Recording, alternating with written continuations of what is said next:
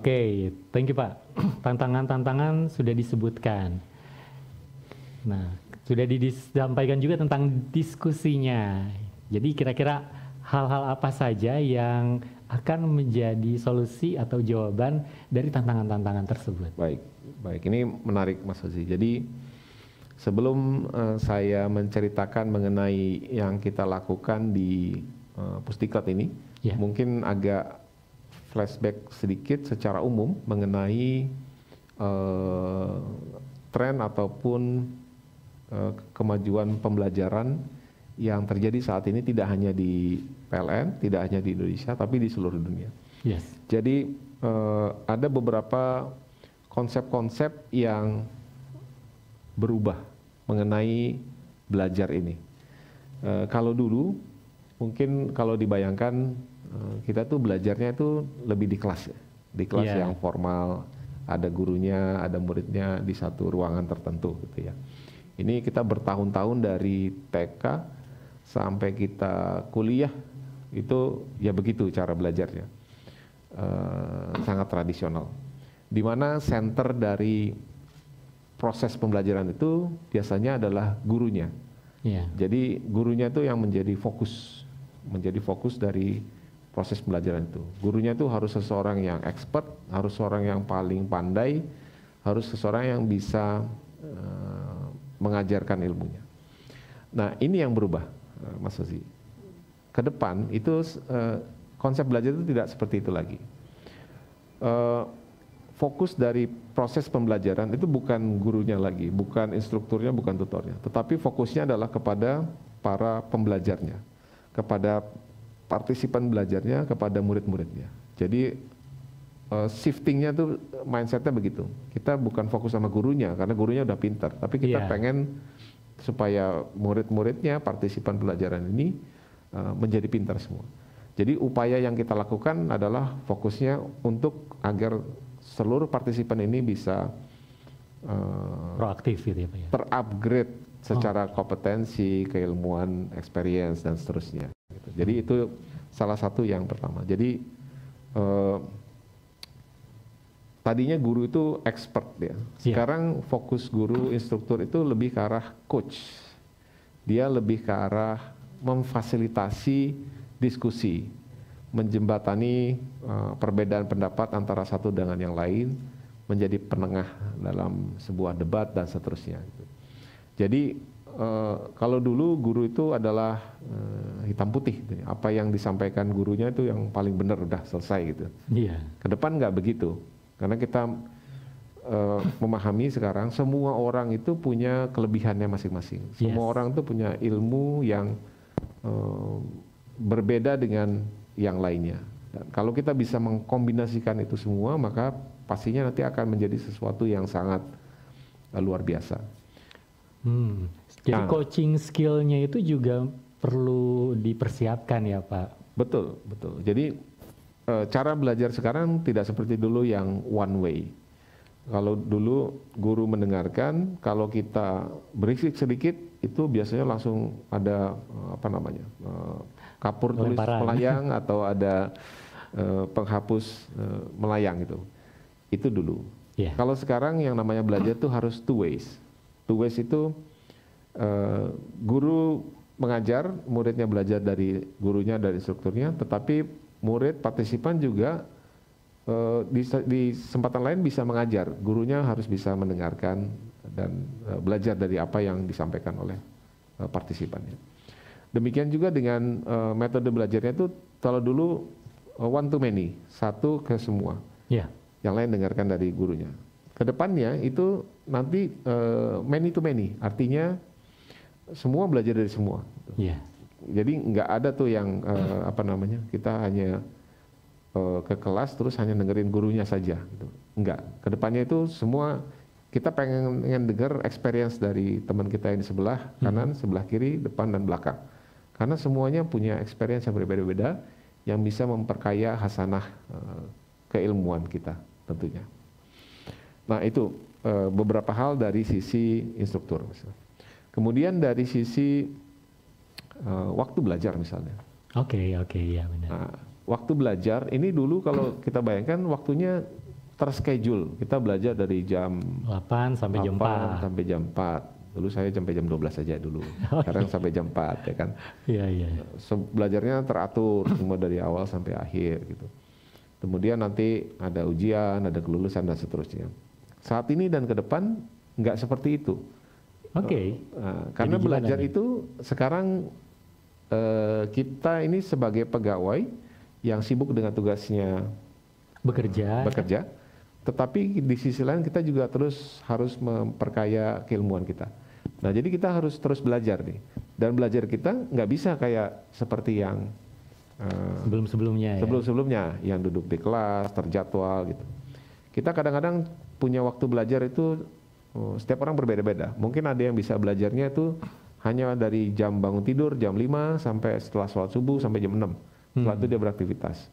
Ada yang slot waktunya di situ. Ada yang slot waktunya setelah dia pulang istirahat jam 9 malam sampai jam 10 malam sebelum tidur.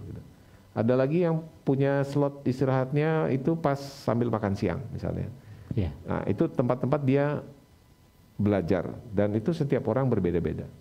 Sehingga konsep belajar ke depannya itu memang harus bisa kapan saja dan di mana saja. Nah, ini satu konsep yang sekarang dan ke depannya memang tetap dan harus selalu dikembangkan dan kita harus adaptif dengan konsep pembelajaran ini. Iya, iya, adaptif merupakan salah satu dari value ya BUMN, akhlak ya, amanah, kompeten, harmonis, loyal, adaptif, kolaboratif. Harus adaptif ya, termasuk juga tadi disampaikan banyak-banyak cara ya, berbagai macam cara. Nah, hal apa yang masih dipertahankan dan juga yang akan dikembangkan atau lagi dikembangkan? Baik.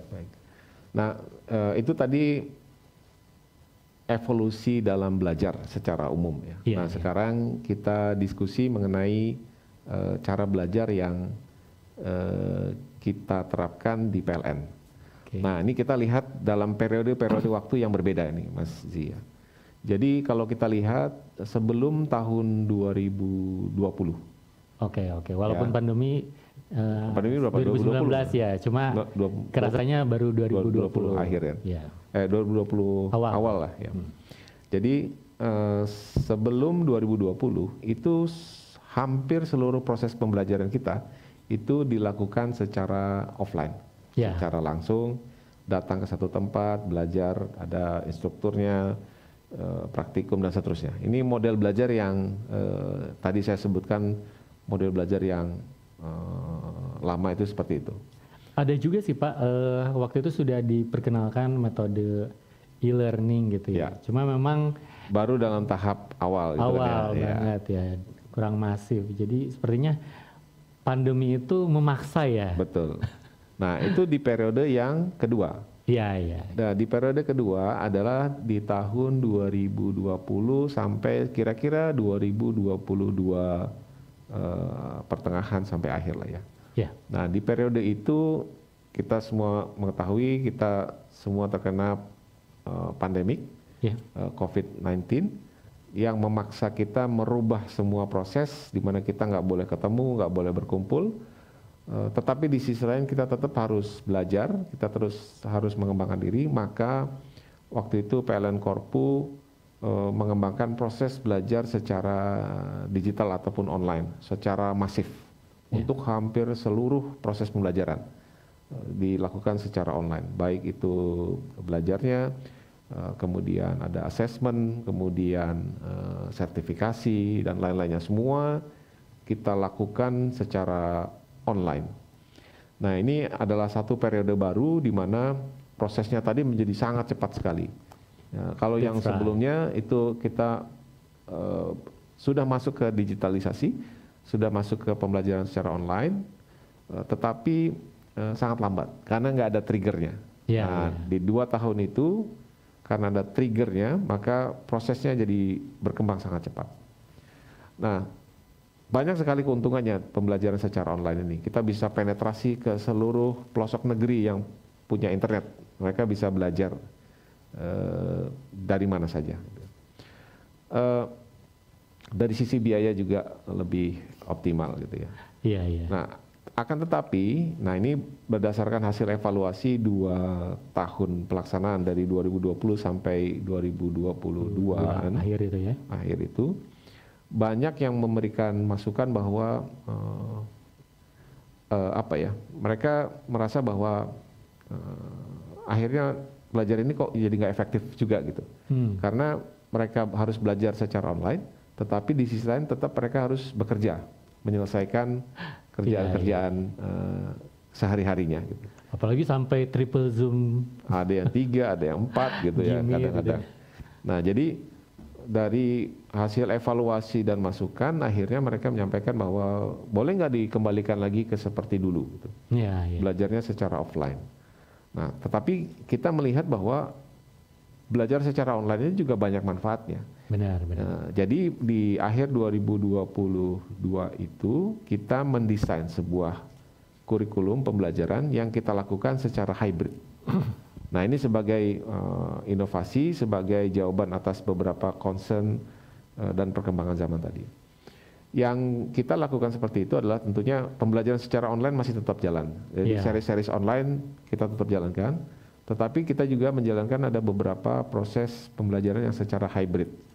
Misalnya ada series untuk manajer ULP, UP3, ada series khusus untuk manajer untuk talent muda, talent muda gitu ya. Di mana konsepnya adalah dilakukan secara hybrid agar teman-teman tuh tetap bisa, teman-teman yang diundang secara offline bisa mendapatkan experience belajar yang secara langsung, tetapi yang jauh-jauh itu juga tetap bisa belajar.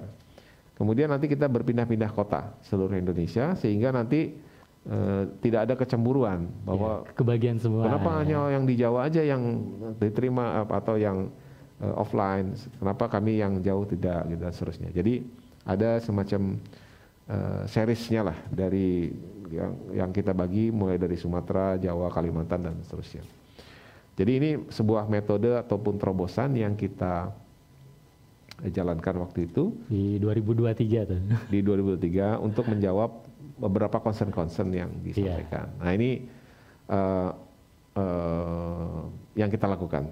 Kemudian banyak juga kita membuat event-event ataupun kegiatan-kegiatan offline yang memang kita desain untuk memberikan experience kepada partisipan, karena mereka telah bertahun-tahun 2 tahun lebih itu tidak mendapatkan experience belajar secara langsung. Iya, face to face-nya. Face to face. Jadi misalnya kita punya series leadership, kita undang di auditorium di PLN Pusat, pesertanya itu banyak sekali, ratusan gitu ya. Kemudian di event itu kita buat menarik gitu ya, menarik sehingga mereka dapat experience yang berbeda gitu, ketemu langsung sama pembicara yang prominent, pembicara yang hebat, bisa diskusi dan seterusnya gitu. Bahkan sampai go abroad juga ya kalau untuk level tertentu ya. Betul. Jadi untuk beberapa program pendidikan terutama yang leadership ini juga kita memberikan experience yang berbeda. Mereka instead of belajar online dari top business school, ini mereka bisa berkesempatan datang langsung ke sana, melihat ambience-nya, ketemu dengan teman-teman dari seluruh negara, bertemu dengan para profesor-profesor yang pembuat buku-buku yang terkenal, pembuat kasus-kasus yang biasa hanya dipelajari di sekolah saja dan seterusnya. Jadi ini adalah inovasi terobosan yang dijalankan dalam rangka menjawab tantangan-tantangan tadi.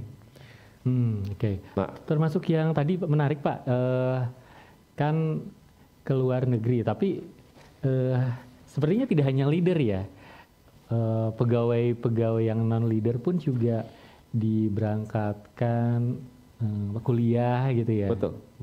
Jadi di tahun 2022-2023 kemarin kita punya banyak sekali program yang tujuannya memang sejalan dengan target PLN untuk menjadi top 500 company tadi. Jadi kita pengen teman-teman PLN tuh punya wawasan yang global juga. Jangan hanya targetnya global, tapi kalau tanya wawasannya nggak ke sana. Pernah ke Singapura nggak pernah katanya. Iya. Pernah punya paspor nggak punya. Kan ini aneh gitu. Padahal kita cita-citanya go global. Termasuk gitu yang mempersiapkan Indonesia Mas sampai 2045, terus juga net zero emission. Betul, gitu ya. betul. Dengan segala macam tantangan, baik itu teknis maupun non teknis tadi masih. Jadi itu tantangan-tantangannya dan beberapa solusi-solusi yang ditawarkan yang kita jalankan di tahun 2023 kemarin. Okay. Nah, di tahun 2024 ini, nah ini kita menjalankan strategi yang tadi saya sudah sampaikan bahwa kita sedang menjalankan strategi selain tadi mau masuk ke global Fortune 500, itu kita juga menjalankan strategi high quality growth, yang mana kita harus mengoptimalkan komponen biaya operasional. Kita di Pusdiklat juga menjalankan itu strategi yang sudah diterapkan, tetapi kita tidak ingin mengurangi kualitas ataupun mengurangi hasil yang ingin kita dapatkan dari proses yang berubah itu. Makanya harus ada new ways of learning. Betul, betul. Nah, jadi di tahun 2024 ini kita menjalankan campaign yaitu the new ways of learning. Apa aja nih, Pak? Nah, kalau ditanya apa saja, nah ini mungkin yang perlu kita diskusikan sekarang.